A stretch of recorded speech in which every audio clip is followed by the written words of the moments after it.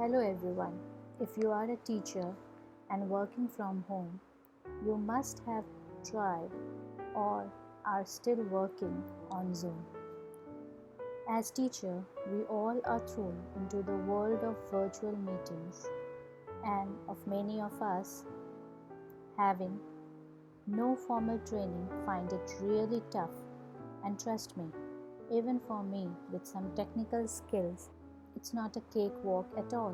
Here are a few things that I would like to share from my personal experience that can make these meetings and interactions more secure. So, first thing first, let's start with zoom.us.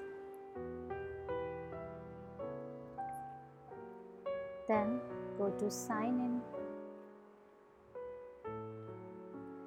Then you can sign in with your newly created Gmail ID if you want to be more secure, or you can have your official ID.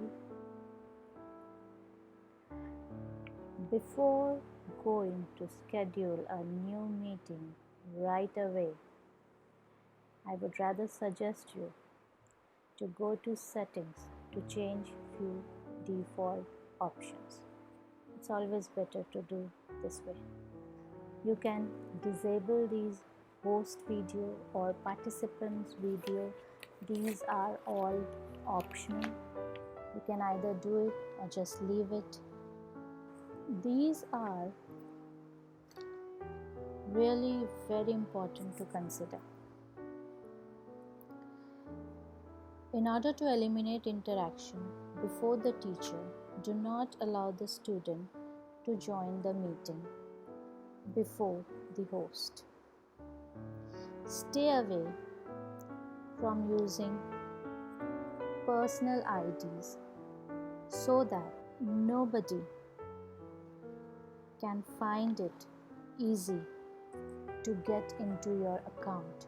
Personal meeting I'm talking about is vulnerable to attacks by the hackers. So disable these features completely.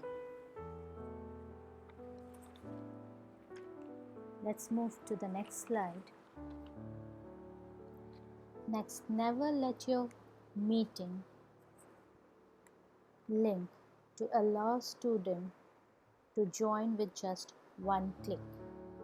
That is without using any password. Next, disable all these chat options. You really don't want children to talk or chat amongst themselves. It's always better to disable these options. During the session, if you want to know when a participant is joining or leaving, it can be done enabling this option. Actually, it will play a sound and you can hear it all by yourself if you enable this option. Next, turn off file transfer completely to prevent sharing of inappropriate or virus-ridden files with other students. You can set who can share the screen, and I would suggest select host only. You really don't want students to take control of your ongoing meetings. One more thing, you can disable the option to annotate, so student can't write on your screen while you are sharing it with them. You can also disable whiteboard option. Turn off allow removed participants to rejoin to ensure that if a participant is removed, that person cannot rejoin. So disable this option as well.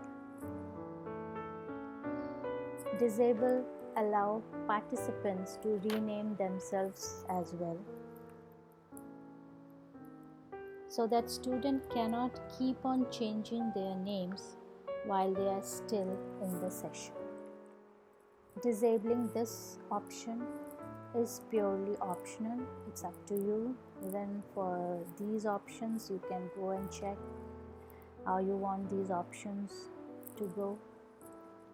Next thing is this waiting room. Very, very crucial option, I would say. And it is now by default with the new update. And make sure it is on.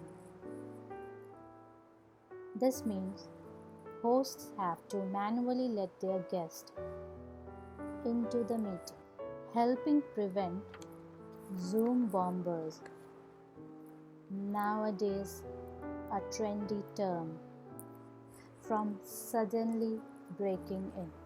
Again, this is purely optional, but I would suggest that give your privilege to someone that you trust. Now, these are recording section.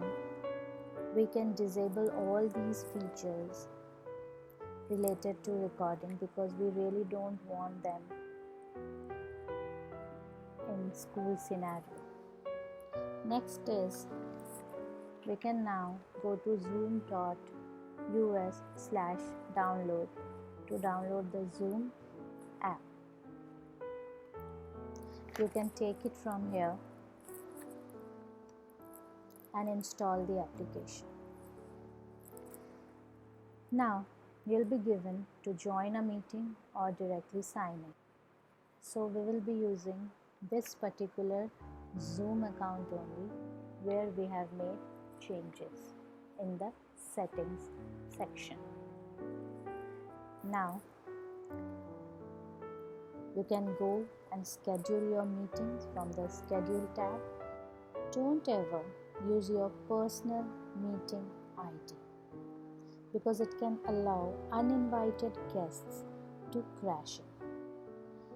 To be safe, use automatically generated meeting ID for each meeting. Your meeting has been scheduled. Very easily, you can copy your invitation and paste it or send it across to your class group. Once you are in a meeting, you can see how things are already set. Now every time you schedule a meeting, you don't have to keep on enabling and disabling options as per your wish, as you have already customized these options in your account settings. So it's up to you how you want your meetings to be, how you want your options to be.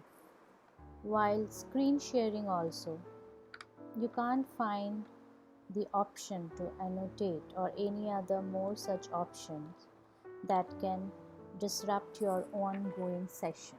Let's summarize few points. Number 1, create your Zoom account. Number 2, secure or change your default settings of your account by going to the account through the browser, of course.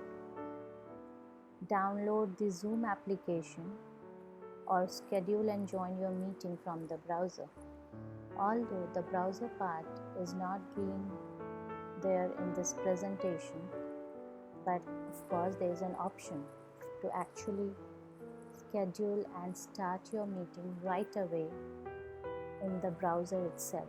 If you don't want to use the browser, you can right away use your application and schedule and start your meeting right away.